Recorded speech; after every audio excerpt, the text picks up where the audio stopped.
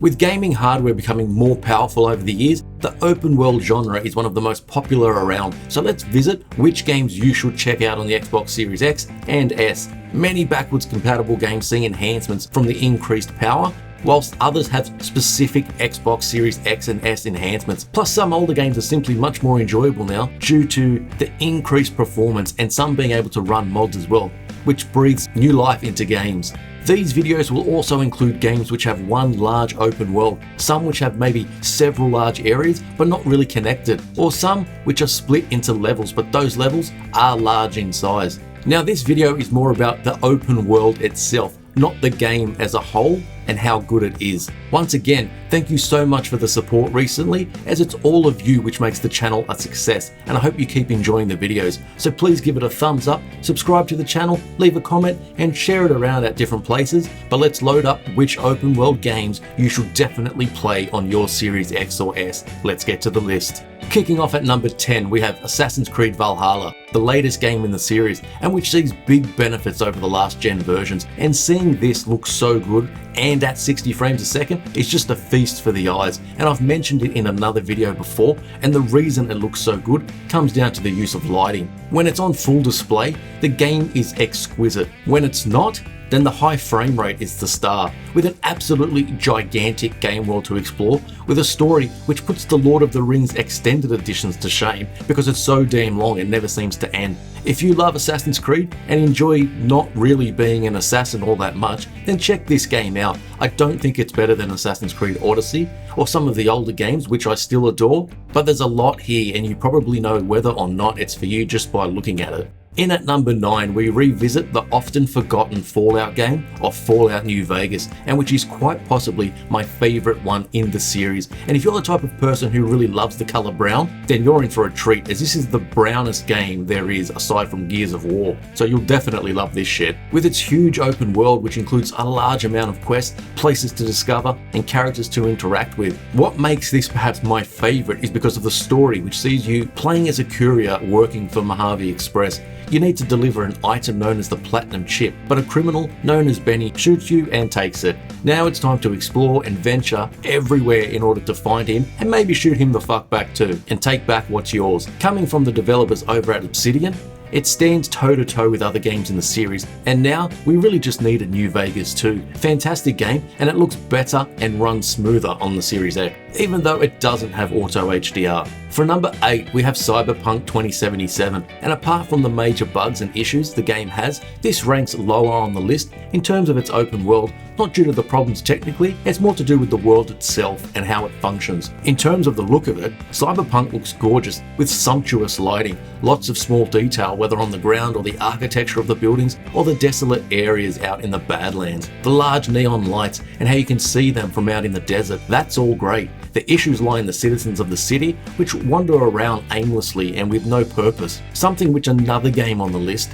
gets so damn right. They also can't drive and lack any sort of intelligence at all whatsoever. But when focused on the main story and side quests, and just walking or driving around to take in the spectacle of Night City, then Cyberpunk 2077 is definitely worth checking out, but only on the Series X and the Series S in the Xbox family of systems. Up at number 7, we have Fallout 4, but this time we pumped some mods into this sucker and experience as best we can on console. This often had dropped frames even on the One X, but fear no more, as the frames per second mod will see this run smoother than ever before, and it changes the game. Everything is just so responsive with this mod and the extra power of the Series X, but there are mods that will overhaul various parts of the game as well. And I know what you're thinking, Bethesda games never need fixes or some extra love, but here we can install mods that will fix a bunch of small issues such as graphical oddities, issues related to AI behavior, or quests. But you can also install ones that will enhance texture quality and other environmental details such as water, and even change the dialogue system to function more like the previous games. Fallout 4 is always a series where you can get sidetracked by anything you see, and hours go by when you're just focused on side quests and exploring more and more of this large game world. Now it's even better. Next at number 6, we have Watch Dogs Legion, and check out my review for a more in-depth look, but my issues with this game was the repetitiveness of the missions and lackluster story, but where it succeeded was in its beautiful and alive open world, especially when it comes to the NPC AI and behaviour, and other games can learn a lot from this, and that comment is squarely aimed at Cyberpunk. With drones buzzing around overhead constantly and watching both the driverless and human-controlled cars move around the game world, it's pretty damn great. But once you start following regular citizens, see if they have any relationship ties to other citizens, and just watch them go about their day on a schedule, the way you recruit new playable characters and can play as anyone you see within reason is one aspect that I want to see in other games, as it breathes life into this open world. The game world itself is large and detailed, and although it's only 30 frames a second, it still looks and runs fantastically. And then you can just stop and enjoy the ray tracing. For number 5, we perhaps have the most gorgeous ocean in any video game, maybe in real life even, and it's Sea of Thieves. Whether you're taking on this game world alone or you're in a crew on a much larger ship, there isn't much else out there like this game. The game world is huge as you travel between islands, completing quests and collecting loot, and even diving underwater to discover shipwrecks to see what it was carrying, but then you'll need to haul aft back to land and sell it, or run the risk of encountering other players which want all those chests of fine goods. It is the Sea of Thieves after all, not the Sea of Friends, but this also can cause a problem for some players who really just want to exist in this open world and have more of a co-op experience instead. Whichever way you prefer to play, this is most definitely better in a group, as it can get a bit lonely at times, but Rare keep also adding more and more content to the game, and with no word of Sea of Thieves 2, this must be sticking around for a while longer at least, and there really isn't a whole lot of open world pirate games out there. Huge, beautiful and fun. Check it out. Up at number 4 is Arkham Knight, and this is on the Series X and S. Just makes me want to have another full-blown next-gen patch for this, even if it does look pretty damn great already. I'll be revisiting another Batman game in an upcoming video, but Arkham Knight looks fantastic, with the Gotham City forever plunged in darkness and where it always rains. It sounds miserable, but the jump to a new console generation when it first came out allowed for more detail literally everywhere and a new sense of verticality within the city. Making your way up tall buildings and gliding and dive bombing back down, but the implementation of the Auto HDR feature on Series X and S make the constant glow from the neon signs bring this world to life even more. It basically runs perfectly, and I actually liked the inclusion of the Batmobile as a means of moving around this world, as it felt like an extension of Batman himself. Batman has never been brought to life more, and revisiting it again makes me excited for Gotham Knights when it releases. All the Arkham games are worth playing, but be sure to check out Arkham Knight. Up at number 3 we have Subnautica, and to say that this game is good completely misses the mark, because it's downright fantastic, and more of its wonder will become known to you as you venture into the depth of the ocean in this large open world, underwater, well, playground I was going to say, but this can have some scares in it too, and kind of realise you're down towards the bottom of the food chain, so don't be surprised if you happen to shit your pants a few times. This has beautiful visuals, although there is noticeable popping, which was there even on the Xbox One, so no idea why it's still here now, but the frame rate has been smoothed out quite a bit, so it's much more enjoyable to play on the Series X. Subnautica begins by you crash landing on an alien planet in the ocean. Not an ideal scenario, but you venture out and underwater to collect items from the downed craft and explore the sea for even more items which will help you fabricate gear such as better oxygen tanks and a scanner amongst other things. Subnautica has that great open world feeling of just wanting to see what's over there or what's in the next cave. And then a few hours go past.